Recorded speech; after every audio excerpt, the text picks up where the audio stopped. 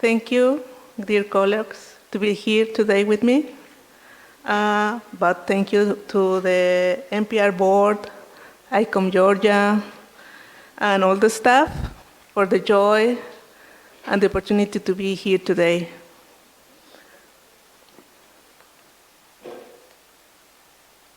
To start, I invite you to think about your safe place, please. And to do this exercise is called personal mimic map. You can jot down, or in your head, or maybe in your cell phone, do it, and put your thoughts about what is your safe space looks like, what it feels like, what it takes like, and maybe who is it. And at the end of my presentation, you can write your final thoughts to complete the exercise. So, is it your safe place, your house, a specific place in your city, maybe your parents' house, a friend, a song, a movie, maybe comfort food, a book? And with this in mind, I ask you, our museums are safe spaces? On the slide, you will see examples of discriminatory practices in museums, particularly based on gender. But what about people who can afford to pay admission or lack transportation? Inequality manifests in many ways. However, communities often have answers to these injustices, taking the museum as a space that inherently belongs to them. As museum professionals and guided by the new museum definition, we are obligated to eliminate discrimination, work through it, and strengthen museums as an inclusive public spaces. But how? Who? With whom? When? And for what purpose? Well, in my research and within the framework of social museology, I've identified that through inclusion and the exercise of human rights, hinge on an active participation. And this involves collective decision-making, fostering healthy relationships, and engaging in horizontal dialogue. Consider this thought. When you are in a safe environment, how do you feel? Think about it, please. It's likely because the space was designed and with your needs, context, opinions, and decisions in mind. A safe space incorporates a care system where communities build together, addressing physical, emotional, and narratives needs through active participation. I mean, listening, speaking, and providing feedback. This is a radial system of care. An interconnected web that, sorry, I got lost, where communities collaborate to create safe spaces through mutual affection and support. When we are considered diverse backgrounds, contexts, and histories, we adopt an intersectional perspective. Okay? So, how can we establish this radial care system to build safe spaces? Here we are, 3 approaches along at my proposal. CECA during the pandemic provide valuable perspective on how small details linked to corporeal needs can make museum visitors inhabit the space. Nina Simon's participatory museum model outlines 5 stages of engagement between society and institutions, emphasizing participatory processes. My dear colleague Leticia Perez Castellanos, in her holistic cultural participation proposal, highlights the importance of granting communities not just access, but also decision-making power over cultural content.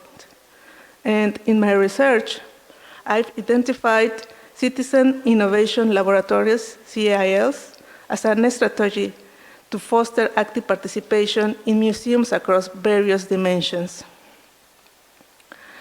CILs ideally involves 4 agents: government institutions, academia, industries, and most importantly, citizens. But what are CILs? They are co-creation spaces where communities collaboratively address specific challenges. These experimental spaces utilize methodologies like mapping, provocation, and prototyping, all grounded in embracing uncertainty. My doctoral research culminated in these models, showing how museums can enhance active participation from a museographic perspective. Because I think exhibitions, the museum's most powerful communicative tool, serve as platforms to foster inclusive narratives and safe spaces. The model consists in these 4 stages, each involving distinct processes from museographic evaluation to participatory curatorship, all centered in managing uncertainty and fostering collaboration. This is an horizontal, radial, and social approach that prioritizes processes over results. It emphasizes affection as both emotional, caring, and impactful affecting component. In Latin America, maintaining experiments like this in a museum can be very challenging. So my model includes stages designed to achieve processes and outcomes incrementally to get to the comprehensive model. So I have applied this model in 3 ways. In 2021, with a group of feminist women through the Laboratorio de Reinvención Participativa en los Museos, we developed a project Construyamos una nueva mirada, narrativas visuales feministas en museos. This project aimed to inspire critical reflection on representation of human diversity in museums, rethinking and building new narratives to departmentalize discourses based on citizens' personal experiences. The result was this toolbox for integrating gender perspective in museums, focusing on 3 aspects: critical proposals to active public participation, feminist gender perspective information, and of course, documentation, a repository. Some of the tools are a violentometer in museums. That is an instrument for documenting the visible and invisible violence that women experience and perpetuate in museums, built through online survey applied to 85 visiting women and museum workers. On the other hand, we have the purple peephole that works as a trigger for dialogue and the visibility of sexist discourses. And we have here the self-care booklet for women museum workers too. The implementation of museum inspectors, that was the toolbox, was carried out in 2022 that included workshops in the Museo Ex Convento de Culhuacán. These workshops focused on an artistic experimentation by and for women the dissemination of feminist information, and fem hackings combined with guided tours. The project culminated in an exhibition that extended beyond displaying artworks. It fostered a dialogue between the creation of citizen women and those of established women artists, showcasing their significant pieces.